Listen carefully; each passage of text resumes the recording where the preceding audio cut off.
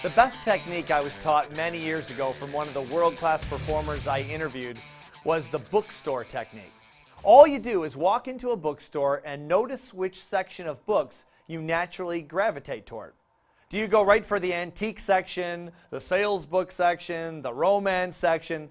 Whatever it is, ask yourself this question. Does anyone make a living in this field? And then do your homework. With the advent of the internet, all the research you'll ever need is at your fingertips.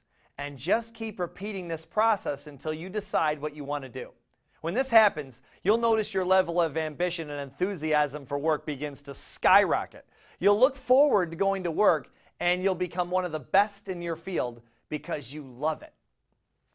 Bill Gove, the father of the professional speaking industry, had a beautiful line about this. Bill said, "When you're doing something you love to do, the only reward you need is the experience of doing it." And I couldn't agree more. But if you can love it and get paid, how awesome would that be? It's possible, I promise.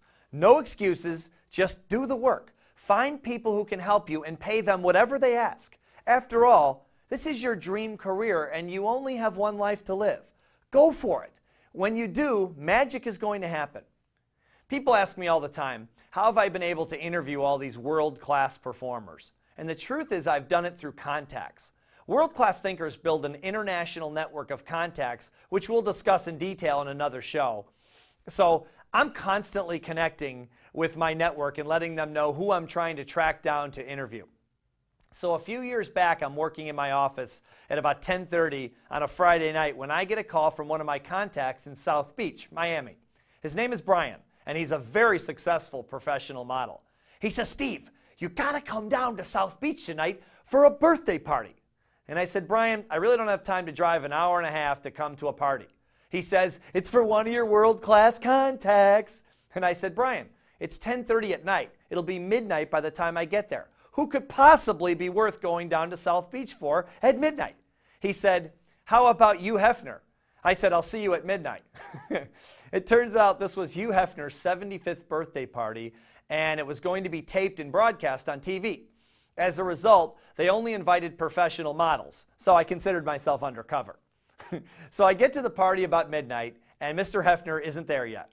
The place is packed with male and female models and bunnies dancing on tabletops. It was really a tiny party, only about 75 people. As soon as I walk in, one of the bunnies prances up to me and says, "Are you with the caterers?" And I said, "No, I'm a professional model." And she starts laughing, and she says, "Seriously, we need 20 more bags of ice."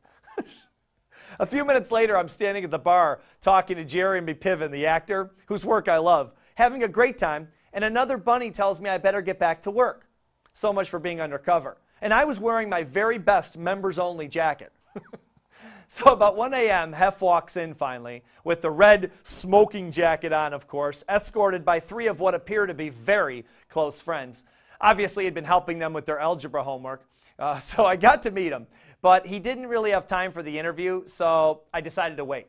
I figured he would tire out pretty quickly, considering he was 75 years old. So Hef sits down about 10 feet from me, and he starts dancing with his little friends. And an hour goes by.